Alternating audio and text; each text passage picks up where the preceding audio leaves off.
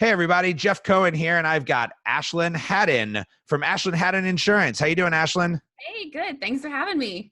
All right, so we're going to cover a topic that has been in the news lately, product liability and product liability insurance. So if you could speak really quickly to kind of what happened Yep, and some law changes that are coming, then we can talk about what that means for Amazon sellers. sure.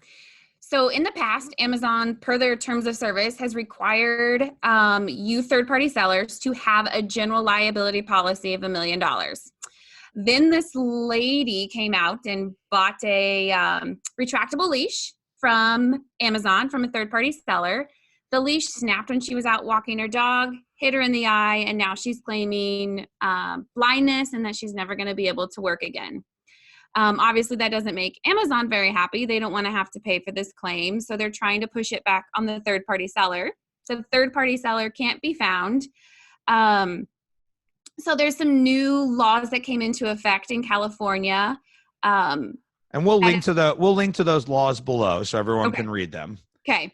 So this is trying to say now that, yes, the terms of service is always required for you to have a general liability policy, but this now is going to force you to upload that certificate to Amazon so they can verify your coverage and that you have that coverage in place for the entire year, and they're going to have to check that every single year. So really what that means is you sellers that have been pushing this liability policy off because you have been skating under the rug by not getting it, we really feel like this new law is going to push Amazon to really crack down and make sure that you have those certificate insurance uploaded.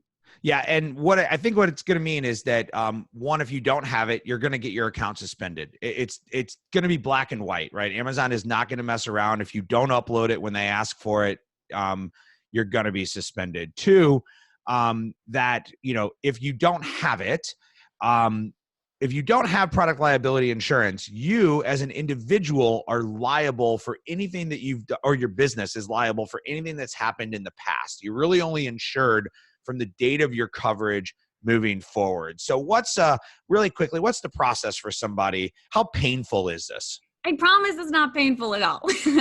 Everything is done online now. It's a quick application for RAOA and wholesale. It's a little bit harder for private label, but I promise we make it as painless as possible. Policies range from 500-ish a year. I have sellers in the thousands and thousands of dollars a year. So, right. So it's going to be based off of what your product is and how much you sell. And where you're sourcing from. Yeah. Yep. So if you think about it, that makes sense, right?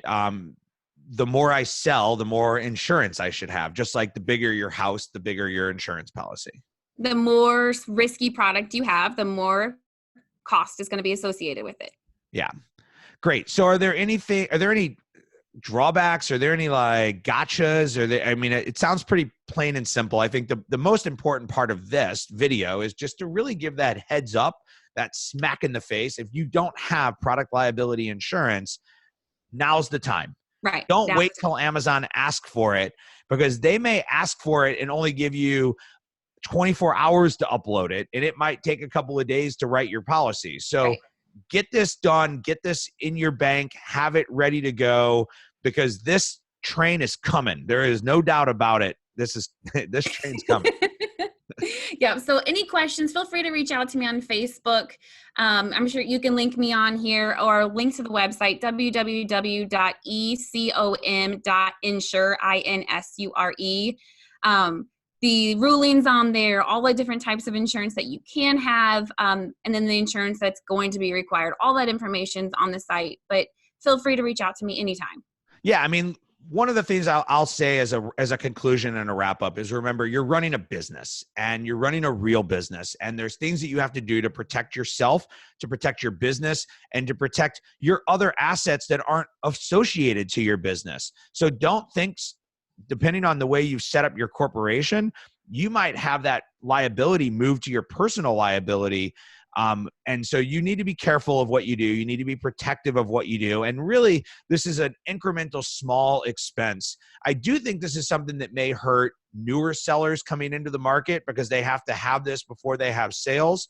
But for you that have existing sales, you've been selling in the marketplace for some period of time, take 5 minutes. Whether you call Ashlin or not, doesn't matter. Call somebody and get product liability insurance, because what used to be a deep piece of terms of service is going to be a direct requirement on Amazon. So, Ashlin, thanks for helping to Yes. bring this to the forefront and to explain it to everybody. And we'll connect you to Ashlin below. And everyone have a great day. Great. Thanks, guys.